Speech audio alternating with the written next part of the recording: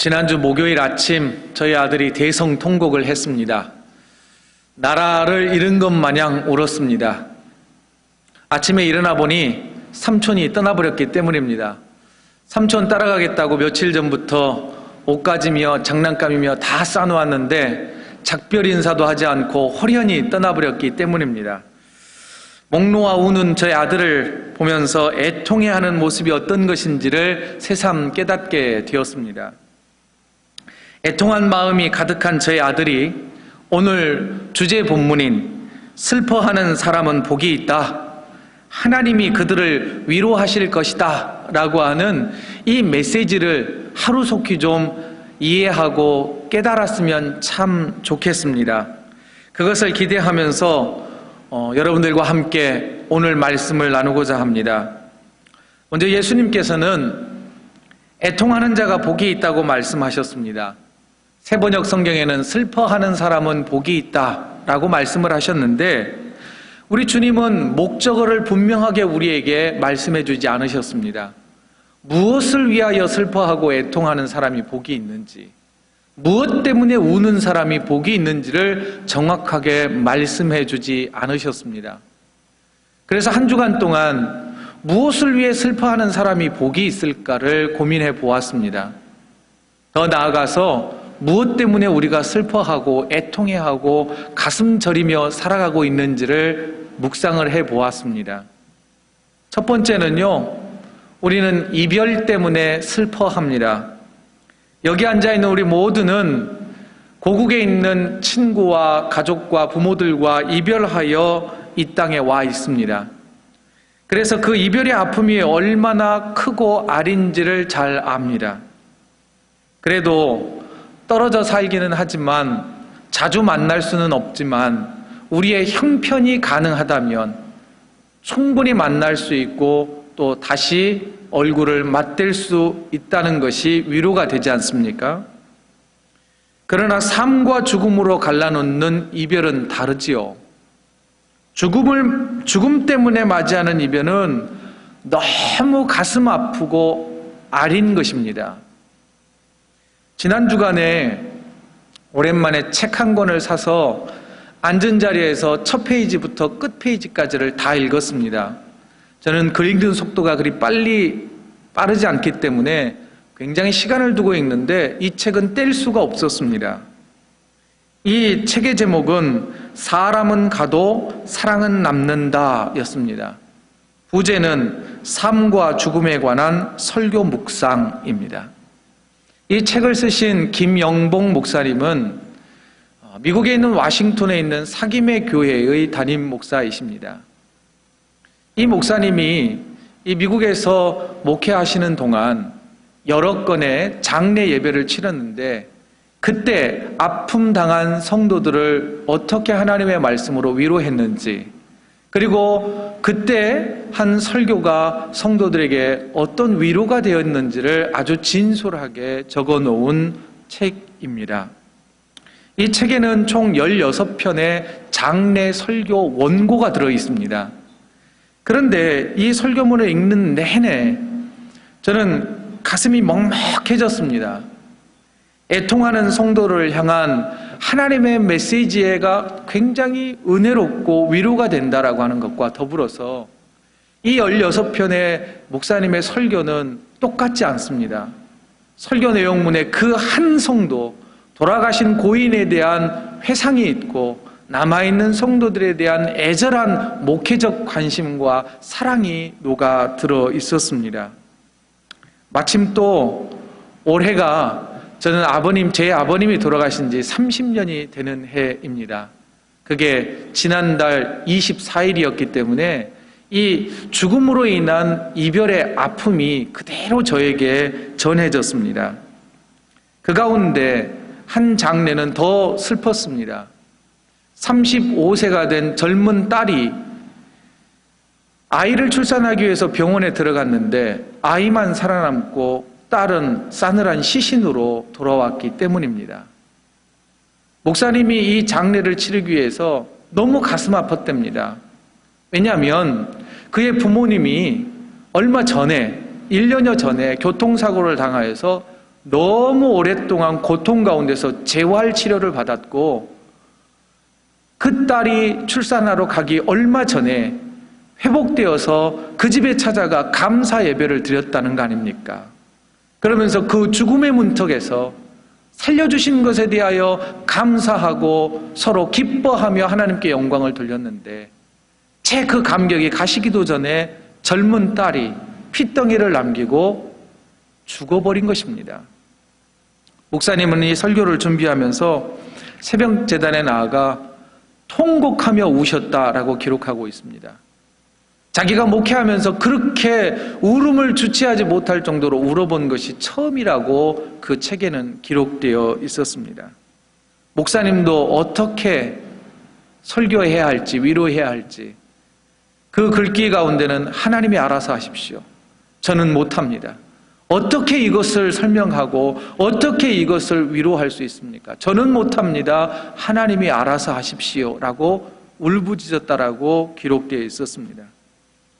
좀처럼 이해되지 않는 상황 가운데서 애통하며 하나님의 위로를 구하는 목사님의 긴 기도문이 굉장히 은혜가 되었고 위로가 되었습니다. 여러분, 젊은 딸을 앞세우는 부모의 애통하는 심정, 누가 그것을 헤아릴 수 있겠습니까?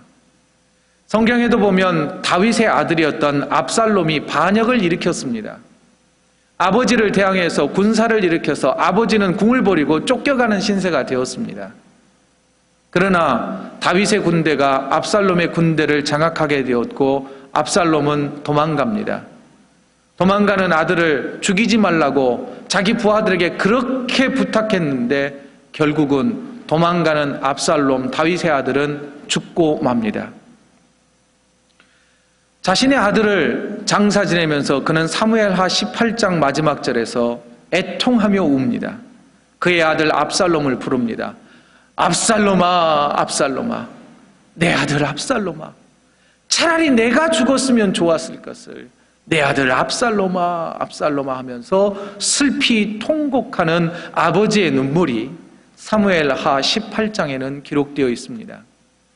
여러분, 자식을 앞세운 부모의 애통하는 그 서름은, 통곡의 울음소리는 성경에만 있는 것도 아니고 저 책 속에만 들어있는 남의 일이 아닙니다. 여전히 한국 땅에 있는 많은 부모들은 2년 전 차가운 바닷가에 자식들을 묻어놓고 생이별을 하고 나서 또 이번 추석을 맞아들이지 않습니까? 명절 되면 헤어진 가족들 때문에 가슴앓이 하는 가족들이 참 많은데 또 한 번 눈물을 삼킬 것이 너무나 애통하고 너무나 가슴 저밉니다. 간절히 소망하기는 이런 이별 때문에 고통당하는 많은 성도들에게 위로의 주님께서 정말 세상이 줄 수 없는 그 위로로 그들을 감싸 안아주시기를 간절히 소망해 봅니다. 또 하나 우리는 없는 것 때문에 애통해하고 슬퍼합니다. 예수님의 말씀을 듣기 위하여서 지금 제자들과 많은 사람들이 예수님 앞에 모였습니다. 실제로 이 사람들은 굉장히 가난했습니다. 가진 것도 없었습니다. 제자들은 그들의 생업을 포기하고 예수님을 따랐으니, 그리고 또한 반면에 제자들은 그래도 스스로 선택했으니 조금 나을 수도 있을 겁니다. 하지만 예수님 앞에 지금 모여든 수많은 백성들은 로마 황제에게 빼앗겼고 군인들에게 빼앗겼고 종교 지도자들에게 억울하게 빼앗겨서 가난해진 사람들입니다. 곡식 빼앗아가고 돈 빼앗아가고 가축 빼앗아가지만 자신들이 할 수 있는 일은 아무것도 없었습니다. 그저 발을 동동 구르며 애타게 울부짖는 것 말고는 아무것도 할 수가 없었습니다. 그로 인하여서 슬픔이 가득한 그들이 예수님이 말씀 전하고 있는 그 산에 같이 올라와 예수님의 말씀을 듣고 있는 겁니다. 또한 모여든 사람들 가운데는 수많은 병자들이 있었습니다. 또한 그들을 간호하는 가족들이 있었지요. 오랜 병에 재산도 탕진했고 또한 많은 돈을 써보았지만 언제 나을지 모르는 그 지긋지긋한 병 때문에 고통을 삭히며 살아가는, 애통하며 살아가는 그들이 예수님 앞에 모여 있습니다. 그뿐만 아니라 영적으로도 애통하며 살아갑니다. 종교 지도자들은 너희들은 구원 못 받는다. 그렇게 살아서는 천국 못 간다. 나처럼 살아야지. 주의 말씀을 제대로 지켜야지. 구약의 율법대로 살아야지. 그랬다가는 너희들은 절대 천국문 앞에도 못 갈 거다. 결국은 자신들은 영적으로도 버림받아서 천국문 앞에 가지도 못할 것 같아 가슴앓이를 하며 애통하는 자들이 지금 예수님 앞에 모여 있는 것입니다. 이처럼 돈도 없고 건강도 없고 구원에 대한 소망도 없는 그들이 애통해하며 예수님 앞에 모여 있는데 예수님이 말씀해 주십니다. 너희처럼 애통해하며 슬퍼하며 눈물 흘리는 너희가 복이 있다. 이 말씀을 해주시는 겁니다. 온통 절망뿐인 그들에게 주님의 메시지는, 주님의 음성은 너무나 큰 위로와 격려가 되었던 것이지요.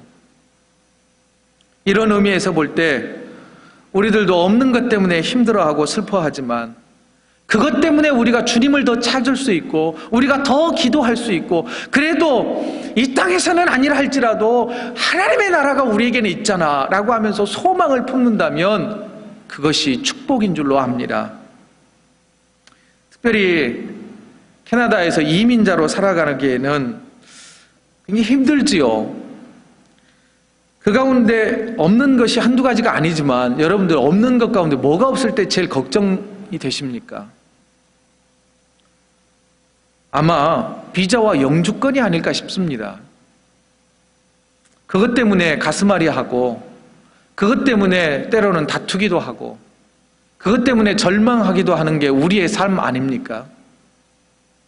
막연한 기대를 가지고 도대체 언제일까를 기다려야 하는 그 아픔이 얼마나 아리고 쓰라린지 저도 잘 압니다. 만일 여러분들이 그런 상황이라면 새벽을 깨워 기도하십시오. 새벽을 깨우는 것도 부족하다면 금식하면서 하나님을 찾으십시오.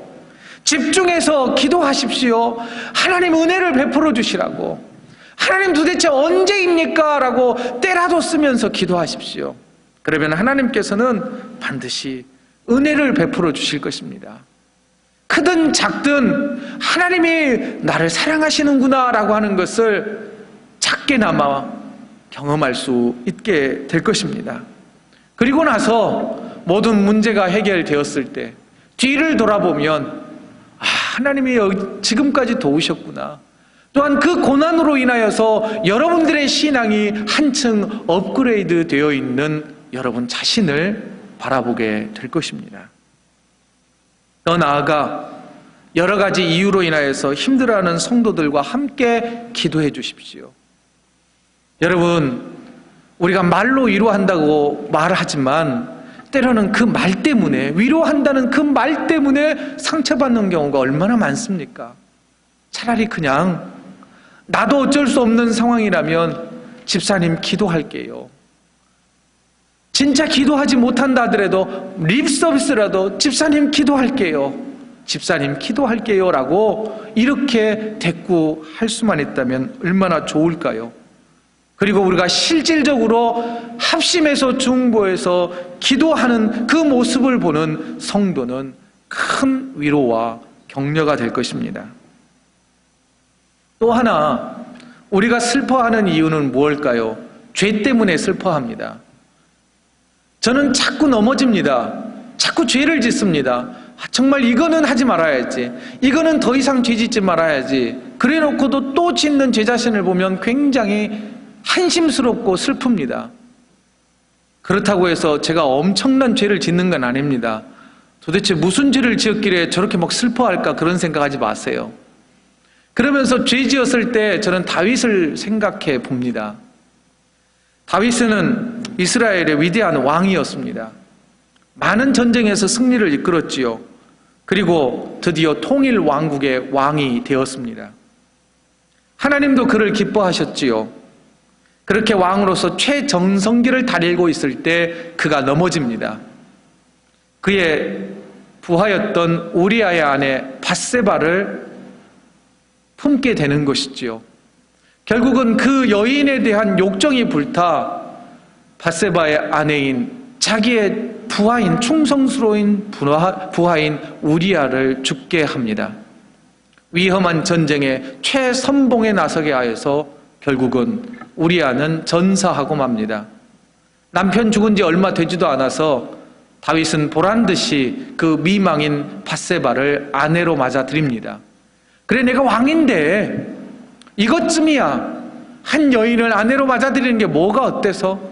그렇지 않아도 더 많은 첩들이 있지만 또 다른 첩을 드린다고 해서 나에게 누가 뭐라 할 수 있을까? 그때에 하나님께서는 나단이라고 하는 선지자를 보내어 너는 죄를 지었다. 네 죄가 어떤 죄인지 아느냐라고 회개하도록 촉구하셨습니다. 그때 이 다윗은 하나님 앞에 무릎을 꿇습니다. 베옷을 갈아입고 가슴을 치며 통곡합니다. 그때 지은 시편이 시편 51편입니다. 여러분, 통회하고 자복하는 그 마음이 어떤 마음인지를 알고 싶으시다면 시편 51편을 집에 돌아가서 묵상해 보시기 바랍니다.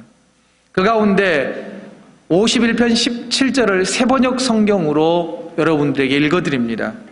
하나님께서 원하시는 제물은 찢겨진 심령입니다. 오 하나님, 주님은 찢겨지고 짓밟힌 마음을 멸시하지 않으십니다. 그는 마음을 찢습니다. 옷을 찢습니다. 하나님, 제가 죄인입니다. 제가 철저히 주님 앞에 회개하겠사오니 저를 버리지 마시옵소서라고 회개하기 시작을 했습니다. 여러분, 다윗과 같이 음욕의 죄 또는 사람을 죽이는 죄와 나와는 아무런 상관이 없다고 생각될지도 모릅니다. 그러나 기억하십시오. 그 어떤 죄로부터 자유로울 수 있는 사람은 여기 아무도 안 계십니다. 모든 사람은 죄로부터 위험에 놓여 있습니다. 왜 그럴까요? 세상에는 악이 가득하기 때문입니다. 악의 영향력 아래에서 우리는 살아가고 있기 때문에 누구나 이 죄 앞에서는 자만해서는 안 된다는 것입니다. 더 나아가 우리가 죄를 지어서 애통해야 할 때 누구 앞에서 애통해야 할까요? 바로 우리의 죄를 주님 앞에 가지고 나아가야 하는 것입니다. 다윗은 시편 51편 1절에서 이렇게 고백합니다. 하나님, 주님의 한결같은 사랑으로 내게 자비를 베풀어 주십시오. 주님의 크신 긍휼을 베푸시어 내 반역죄를 없애주십시오 라고 고백하고 있습니다. 네, 우리가 죄를 짓는다 할지라도 우리 주님께서는 한결같은 사랑으로 우리를 품어주신다고 하는 사실을 기억하십시오. 결국 우리 스스로가 죄인됨을 인정하며 회개의 눈물을 흘릴 때 우리 주님은 우리를 용서하시고 우리를 감싸시고 죄지어 눈물 흘리는 우리에게 위로의 메시지를 건네주실 줄로 믿습니다. 그래서 초기 기독교의 사막의 교부라고 하는 영성가들은 이런 말을 남겼습니다. 자기 자신을 아는 사람은 자기 자신을 위해 눈물을 흘린다. 여러분 자신을 위하여서 눈물을 얼마나 흘리고 계십니까? 만일 내 자신을 되돌아보면서 눈물을 흘리지 않는다면 여러분들은 아마도 나는 죄인이 아니다라고 하는 것에 대하여 자만하고 있는지도 모르겠습니다. 여러분이 날마다 짓고 있는 그 죄에 대하여서 이런 죄쯤은 괜찮겠지라고 하며 안위하고 있는지도 모른다는 것입니다. 죄를 짓는 것을 너무 쉽게 생각하고 너무 가볍게 생각하며 살고 있는 것은 아닌지 오늘 주님의 말씀은 애통하는 자는 복이 있나니 이 메시지가 우리에게 경고로 들려야 될 줄로 믿습니다. 그렇다면 이별 때문에 없는 것 때문에 죄 때문에 슬퍼하는 저와 여러분들에게 하나님이 주시는 복은 무엇일까요? 그것은 바로 위로입니다. 애통하는 자는 복이 있나니 그들이 위로를 받을 것이며 주님이 말씀하셨습니다. 좀 전에 우리가 불렀던 찬송가 369장이 있습니다. 이 369장의 작사자는요, 조셉 스크라이븐이라고 하는 이 영국 분입니다. 이분은 아주 좋은 가문에서 태어났습니다. 그리고 좋은 대학을 졸업을 했지요. 그리고 사랑하는 한 여인과 이제 결혼을 하루 앞뒀습니다. 그런데 결혼을 하루 앞두고 약혼녀가 밤에 말을 타고 집으로 돌아가다가 다리 위에서 낙마를 하게 됩니다. 그런데 하필이면 강 바닥으로 떨어져서 그 자리에서 사망하고 맙니다. 그 모습을 강 건너편에서 이 스크라이브는 모두 다 보고 있었습니다. 너무나 큰 상처였습니다. 결혼식 하루 전날 사랑하는 자신의 신부가 죽고 만 것이기 때문이죠. 너무나 큰 상처가 되어서 그는 그 땅에서 살 수가 없었습니다. 그래서 홀 어머니를 영국에 남겨둔 채 그는 우리가 살고 있는 캐나다 온타리오로 이민을 오게 됩니다. 그래서 그곳에서 신앙으로 살아보기 위하여 몸부림칩니다. 그리고 가정교사로 일을 합니다. 그런데 그가 이 온타리오에서 살고 있을 때 소식이 들려지는데 어머니가 병져 누웠다는 소식이 들려집니다. 그래서 슬퍼하고 병들어 있는 어머니를 위로하기 위하여서 찬송 시를 적어서 어머니에게 보낸 편지가 바로 저것입니다. 그 내용은요, 처음에는 뭐라고 되어 있느냐면 쉬지 말고 기도하라 라고 하는 제목의 편지 글이었습니다. 그게 우리가 불렀던 369장 1절과 2절의 가사입니다. 그런 와중에 이제 캐서린 로체라고 하는 한 여인을 만나 다시 사랑을 품기 시작을 했습니다. 이 약혼녀 로체와 함께 이제 결혼을 얼마 앞두고 이 로체가 세례를 받기를 원했습니다. 그래서 우리 세례는 약식 세례지 않습니까? 그런데 몸을 다 담그는 침례를 받았습니다. 결혼식을 얼마나 앞두고요. 그런데 그 침례를 받을 때 아주 쌀쌀한 날씨였답니다. 근데 애석하게도 이 침례를 받고 나서 이 로체라고 하는 여인이 감기에 걸려요. 그런데 이 감기가 점점 악화되다가 4개월 동안 점점 악화되어 폐렴이 걸렸고 결국은 그 여인마저 죽고 말았습니다. 이게 무슨 운명의 장난입니까? 그래서 이 스크라이브는 독신을 선언을 합니다. 그리고 이제 목회자의 길을 걸어가기 시작을 합니다. 그래서 조그마한 교회에서 목회하면서 전도자의 삶을 삽니다. 자신의 모든 재산을 가난한 자들에게 나눠주고요. 헌신적인 목회를 합니다. 그리고 들려지는 말에 의하면 그의 손에는 항상 톱이 들려 있었답니다. 왜냐하면 가난한 노인들 그 집에 찾아가서 땔감을 만들어주기 위해서 항상 톱을 들고 다녔답니다. 그리고 나서 오랜 기간이 지난 후에 그의 고향 영국으로 돌아갑니다. 고향 아일랜드에 돌아갔는데 초라한 모습으로 고향 땅에 돌아갔더니 친구들이 그러는 거예요. 예수 믿더니 결국은 그 꼴이냐고.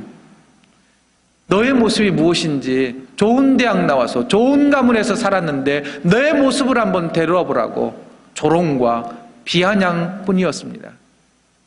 그래서 그가 고향 땅에 돌아가서 슬픔을 안고 다시 캐나다로 돌아와 우리가 불렀던 3절의 찬양 가사를 작사하게 됩니다. 세상 친구 멸시하고 너를 조롱하여도 예수 품에 안기어서 참된 위로받겠네.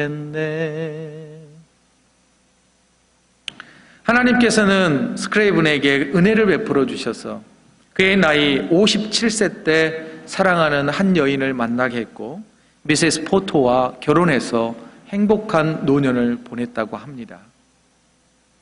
여러분, 오늘 예수님이 우리에게 전해주시는 위로의 복은 무엇일까요? 여기에서 말하는 위로는요, 누구누구 아무개를 가까이 곁으로 불러서 함께 해주신다라고 하는 뜻입니다. 이별의 아픔과 사별의 아픔으로 고통하고 신음하는 성도 여러분들을 우리 주님께서는 가까이 부르셔서 품으로 안아주시는 위로를 베풀어 주신다는 것입니다. 없는 것 때문에 차별당하고 무시당하고 서러운 저와 여러분들을 주님께서는 가까이 부르셔서 그의 따뜻한 손으로 품에 안아주시면서 토닥토닥 하시면서 우리를 위로해 주신다고 약속해 주십니다.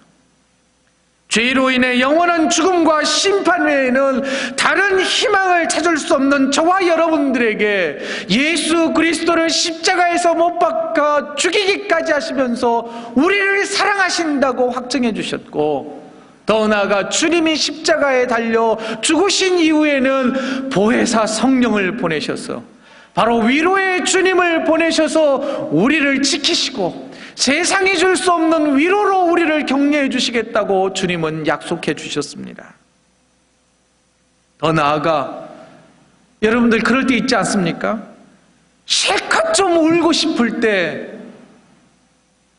누가 볼까 싶어 울지도 못하고 어금니 꽉 깨물며 아픔을 참아야 하는 그때에 저와 여러분들을 우리 주님이 위로해 주실 것입니다. 이 모든 것은 끝없는 예수님의 사랑 아니고서는 달리 설명할 길이 없습니다. 우리들도 이런 예수님의 사랑을 본받아서 이별의 아픔을 당하는 자들과 없는 것 때문에 슬픔을 당하는 자들, 죄 때문에 슬퍼하고 구원의 소망을 잃어버린 우리 이웃들에게 주의 사랑을 전할 수 있는 저와 여러분 되기를 간절히 소망해 봅니다. 사랑하는 성도 여러분, 이 시간 여러 가지 이유로 인해서 애통하는 저와 여러분들을 우리 주님은 가까이 부르셔서 위로하기를 원하시고 위로해 주십니다. 우리를 너무도 사랑하셔서 애통하는 우리를 곁으로 부르시고 품에 안아 위로해 주십니다. 한 주간 동안 살아갈 동안에 여러 가지 이유로 애통할 그때마다 지극한 사랑으로 우리를 위로해 주시는 주님의 은혜를 경험하는 복된 한 주간의 삶이 되시길 주의 이름으로 축원드립니다. 기도하겠습니다. 이 시간 우리 같이 기도하지요.